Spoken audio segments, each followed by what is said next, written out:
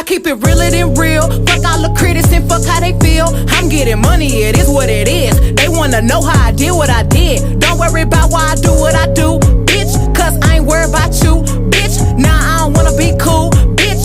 Hey y'all, hey, thank y'all so much for tuning in to Sweeping Under the Rug. I am your favorite host, Bae. Make sure that you hit that subscribe button so you never miss another beat, another Tea Talk with Bae ever. Also, you can like, share, and comment. Definitely want to know exactly what you guys are thinking about my channel and how y'all gonna feel about this next story. Check this out.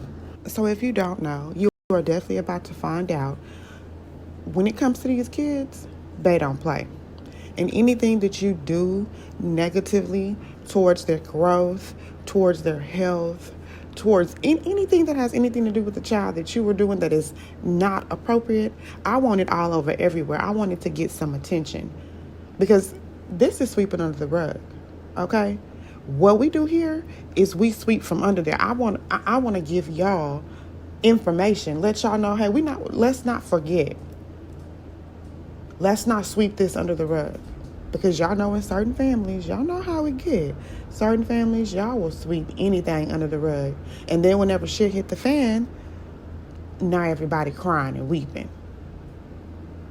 Oh no. So let's go ahead and get down to the story of Zoey Felix. Zoey Felix is a 5-year-old girl who was raped and murdered by 25-year-old Mickel Cherry. He was arrested back in December. He was arrested for the rape and the murder of 5-year-old Zoey Felix. Now, what's even more interesting and even more crazy, I don't know what went on inside the home, but honey, Zoey's mama, Holly Jo Felix, she put everybody out. See, 25-year-old Mickel Cherry, he lived in that home with Holly Jo and Zoey. So when she put them out, they went to go live or sleep at like a campsite, you know, where the homeless people sleep, And Mr. 25-year-old Mickel Cherry raped and murdered 5-year-old Zoey Felix. Now, neighbors say that Zoey pretty much took care of herself. Neighbors say that they fed her and loved her. Neighbors say that everybody loved Zoey except her parents. Now, how embarrassing is it, or how heartbreaking is it for a whole neighborhood full of people to take care of this 5-year-old little girl who has parents at home? See, I guess I'm a different kind of neighbor because I'm the neighbor that's going to ask for a welfare check. I'm that neighbor, okay? I'm not the neighbor that's I'm going to mind my business. I'm not that neighbor. Now, I'm not saying that these neighbors are like that. I'm just telling y'all who Bae is. I'm not going to ignore the signs. I'm not going to ignore them, especially if it has anything to do with the child. For me, in my neighborhood, to be taking care of or feeding a 5-year-old girl, or for me to be doing that, I'm going to want to know what's going on at home and why mom and dad can't feed her. See, Bae is a part of the village.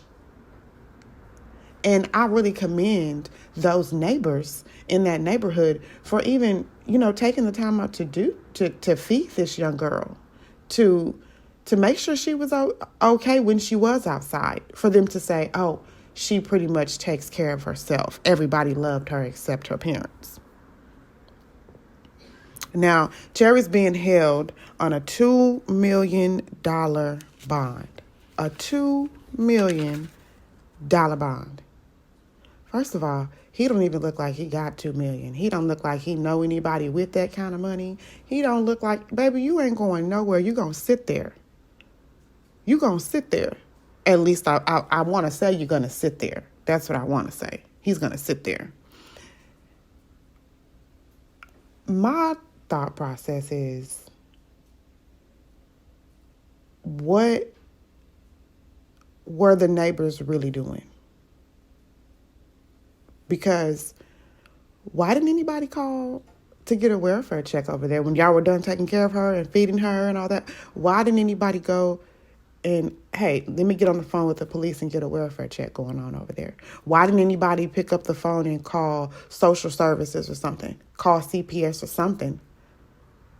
It's like, yeah, we're gonna I'm doing my due diligence. I'm doing the right thing by feeding her, and when I see her, and I'm loving on her because I feel like she doesn't get it at home, but I'm gonna go back and sleep in my bed as if I didn't just pretty much take care of someone else's child, and I don't even know the parents. I wouldn't even be able to sleep at night. I wouldn't be able to sleep at night knowing that there's a 5-year-old. I know that there's a 5-year-old girl out there who's pretty much taking care of herself. I wouldn't be able to sleep at night. Now, what baffles me the most is how many calls and reports was made to DCFS, and that's the Department of Child and Family Services. When I say it's a lot, it's a lot. They received 9 reports involving Miss Zoey, and 6 were assigned to further investigation. Now, I'm going to give y'all a rundown on the reports that were made. So on September the 8th, 2022, there was a report made including some poor conditions in the home and possible drug use in front of Zoey. The case was assigned to FINA, which is Family in Needs of Assessment, but they weren't able to give them any care. Now, during that investigation, Zoey's mom was drug screened, but it came back negative. They meaning DCFS, they offered her some assistance, and she declined. On November the 8th, 2022, DCFS received a report that Zoey was an unsupervised child. So that investigation, that case was called lack of supervision. So there was an investigation there. They offered out their services, and Zoey's mother once again declines. On November 18th, 2022, DCFS received a report that mom had been arrested for driving under the influence and that Zoey was unrestrained in the front seat. So that means she had no car seat. She's sitting in the front seat with no seatbelt on. She was placed in police protective custody, which is Zoey. She was placed in police protective custody, and they located her dad the same evening that this incident actually happened. They located her dad and placed her in his care. Now, after receiving that report, they interviewed the dad and the child, and they found out that, basically it was safe. So there were no safety concerns or anything of that nature. And the report was substantiated by a lack of supervision finding against mom. What I do find kind of weird is the fact that from November 8th to November 18th, it just kind of spiraled. So in 10 days, things just kind of spiral. Now she's driving while she's drunk with Zoey in the car with no seatbelt, no car seat, no nothing. At that point, her going with the dad, yeah, I felt like that was an option. But how did we get back with mom? How do we get back in her care? We got to figure that part out. Now, these reports, y'all, they don't stop. They don't stop. May 18th, 2023, DCFS received a report that there was no operating utilities. So there's no lights, there's no water, there's no gas in the home, and the home was in poor condition. The case was assigned to the investigation due to physical neglect. So CPS was called on this in particular report and found that the home was livable, utilities operational, and there was food in the home. So at that point, there's no signs of drug use, or there's no signs of neglect. There's no signs of anything of that nature, abuse or anything like that. So, which is very normal for when CPS goes out to go to a home and they don't see that there's any neglect. They don't see that there's any kind of problem. They're going to close the case. Now, that doesn't mean that DCFS doesn't offer services. Once again, services were offered. Mom, whomever, declined them. August 29th, 2023, DCFS also received another report that there was no utilities and there was drug use in the home. Now, of course, once again, CPS investigated, or they tried to attempt to contact the family a total of 7 times over the next month. But they never got a chance to talk to anybody. They did visit the home September the 6th, September the 8th, September the 12th, September the 14th, and again on September the 25th. A letter was sent out to the family on the 20th of September. There was also an attempt to contact her by the phone, and that was September the 21st, but the number was disconnected. And the case just remained open. They can't close the case where they can't talk to anybody. Now, October the 2nd, 2023, DCFS was notified that Miss Zoey Felix had passed away, that she was dead.